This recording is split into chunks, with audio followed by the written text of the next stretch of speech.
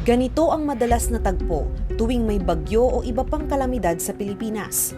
Sa latest global report ng Internal Displacement Monitoring Center o IDMC, pangatlo ang Pilipinas sa may pinakamaraming naitalang displacement noong 2023.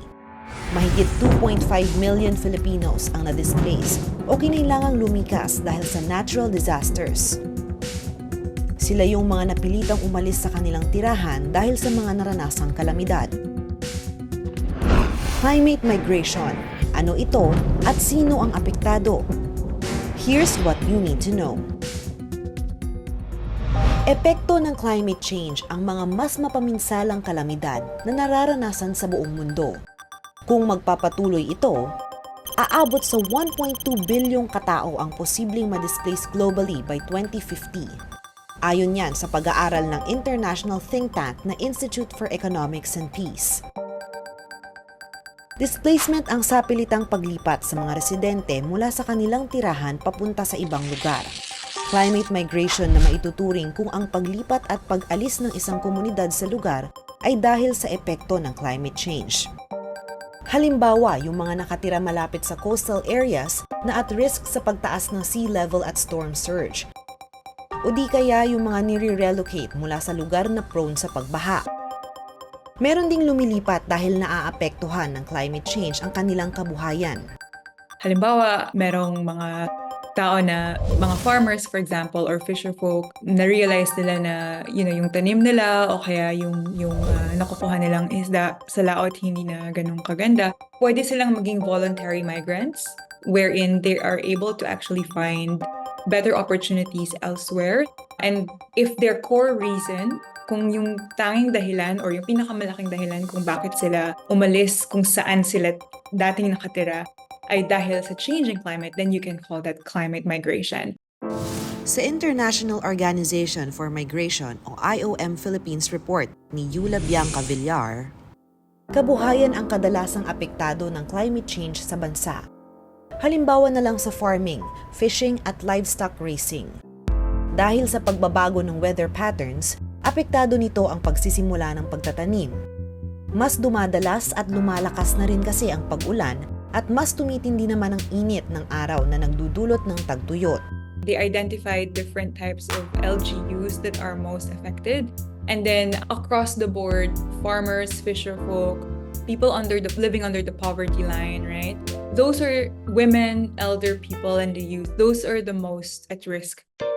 Kapag naging vulnerable ang kabuhayan ng isang tao o kaya ay naapektuhan ang kanilang security in terms of food and community, migration ang isa sa mga nagiging solusyon o adaptive strategy. Maaaring voluntary at involuntary ang migration o displacement. Halimbawa ng voluntary migration ay yung mga lumilipat sa ibang lugar para maghanap ng mas magandang oportunidad o mas maayos na hanapbuhay. Kadalasan, planado ang voluntary migration. Kumbaga, security in the sense of, am I able to live my life with dignity, right? If I leave this place or not. Sa findings sa IOM study, we note that the voluntary migrants, so those who actually leave the places out of their own will, they have the resources to move. They have more resources than those who are actually living below the poverty line. Samantala, ang involuntary migration naman ay yung mga forced o sapilitang pinaalis mula sa isang lugar. Halimbawa nito ay yung mga nawalan ng tirahan dahil sa natural disasters gaya ng bagyo, baha at lindol. O di kaya, yung mga nasa lugar na mataas ang possibility ng hazard at kinakailangang i-relocate. Ito yung mga wala silang ibang choice. So wala silang ibang choice kung hindi umalis sa kung saan sila nakatira because of the risk. So for example, kung laging binabaha yung area nila or hindi na talaga secure kung saan sila nakatira, then they are forced to just leave where they actually live. Often, these are the people who actually return. Maaaring positibo at negatibo ang epekto ng migration. May mga pagkakataon na mas nagiging mas maayos ang pamumuhay ng mga lumilipat sa ibang lugar. Gaya na lang ng pagkakaroon ng mas mataas na sahod at mas maayos na access sa social welfare services. Samantala, mayroon ding mas nahihirapan Ang iba kasi ay mas lumalayo sa kanilang trabaho o nawawalan na ng hanap buhay. Kumbaga, ang tinanggal lang nila is the risk of them getting the physical effects that comes with climate change. What I really want to emphasize is the social risk that we do not always see when you look at relocating people from one place to the next. Ang mga adaptive o adaptation strategy ay mga programa, policy at projects para i-address ang climate change impact sa isang lugar o bansa. Noong 2013, matapos ang Super Typhoon Yolanda, mahigit 4 million ang na-displace dahil sa pananalasa ng bagyo.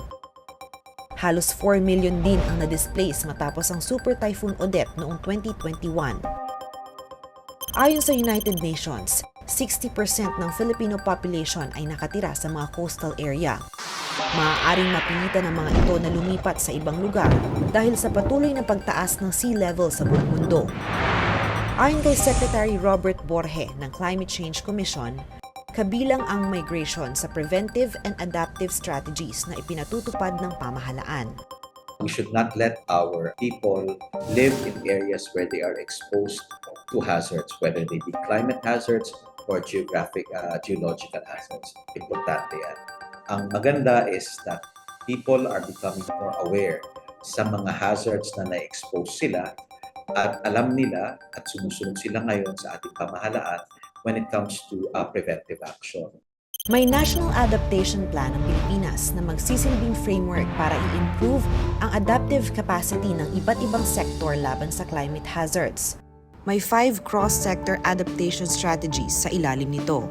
Ito ang magiging focus ng mga adaptive measures na ipatutupad sa bawat industriya.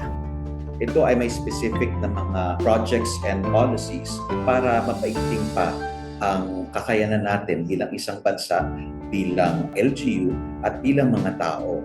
Mas maipatutupad daw ang sustainable development plans ng bansa at mas mapoprotektahan ang mga mamamayan kung maayos ang zoning, lalo na sa mga lugar na mataas ang risk sa epekto ng climate change.